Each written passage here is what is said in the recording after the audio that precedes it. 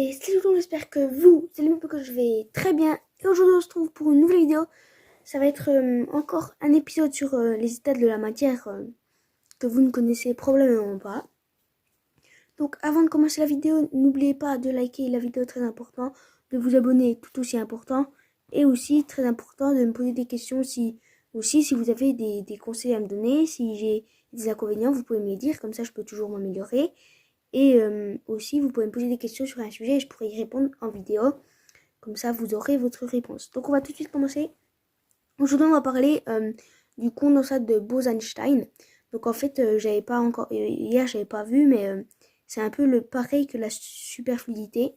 Donc, du coup, pour compenser, parce que du coup, ça va être sûrement plus rapide, je pense, je vais vous expliquer comment on refroidit à aussi près du zéro absolu.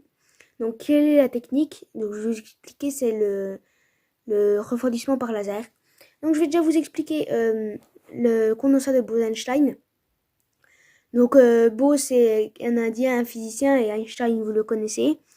Ils l'ont prédit et on l'a confirmé il n'y a pas si longtemps que ça, je ne sais plus. En tout cas, on l'a confirmé, donc ils avaient prédit, ils ont quand même eu raison, donc ils sont forts. En fait, c'est une condensation de boson, comme si vous avez bien écouté hier, pareil, la superfluidité, c'était une condensation de boson. Mais en fait, je vais vous expliquer, plus on va descendre l'énergie des atomes, donc plus ils vont moins bouger, et plus ils vont commencer à devenir comme des ondes. C'est difficile à expliquer, en tout cas, ils se transforment par des ondes, parce que la condensation des bosons. Et du coup, petit à petit, les atomes ils deviennent de plus en plus des ondes, et il y a moins en moins d'atomes et plus en plus d'ondes. Et à la fin, tous les atomes qui sont dans la même pièce où il fait très froid, bah, ils vont se rejoindre pour former une seule grande onde.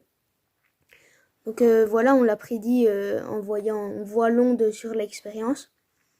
Donc voilà, en fait, l'état de Bose-Einstein, c'est très très très froid à quelques micro-kelvin du zéro absolu. Donc oui, il y a les kelvins, j'en avais parlé. Après, il y a les micro-kelvin, nano-kelvin, comme on connaît, quoi. Donc voilà, l'état de Bose-Einstein, c'est assez spécial.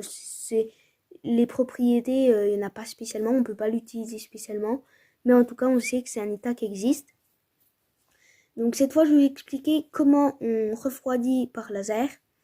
Donc en fait, moi, je vais vous expliquer par un peu une comparaison. Par exemple, pensez à quand on fait du vélo et qu'il y a du vent de face. Donc ça nous freine. Et s'il y a du vent de dos, et ben, il nous fait avancer plus vite, hein, logique. Et donc en fait, ça revient au même pour les atomes. Donc c'est un peu paradoxal parce qu'on envoie un laser et la laser c'est de la lumière.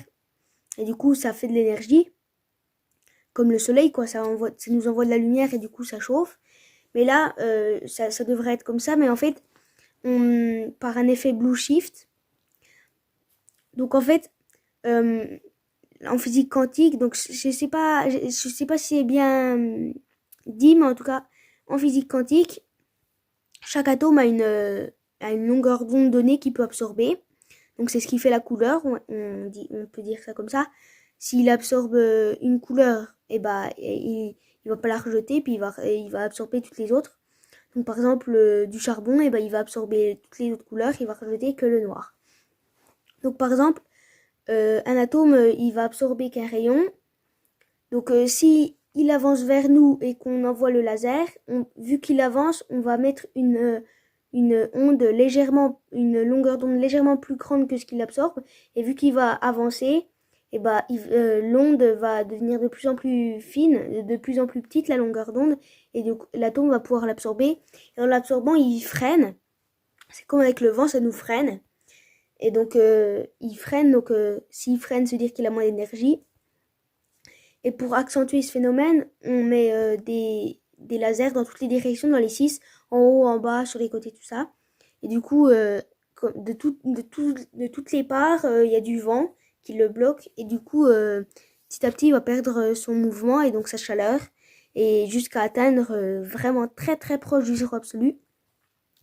Donc, c'était comme ça qu'on obtient le zéro absolu. Donc voilà, c'est déjà la fin de la vidéo, j'espère qu'elle vous a plu. Et j'espère que j'ai été assez claire parce que je sais pas trop, je sais pas, c'est assez compliqué la physique quantique et donc c'est sûr que c'est compliqué à expliquer. Et on rentre dans des détails où ça devient vraiment compliqué. Donc, surtout à expliquer hein, et aussi à comprendre. Donc voilà, c'est déjà la fin de la vidéo. J'espère que vous l'aurez, qu'elle aura été claire et qu'elle vous aura plu.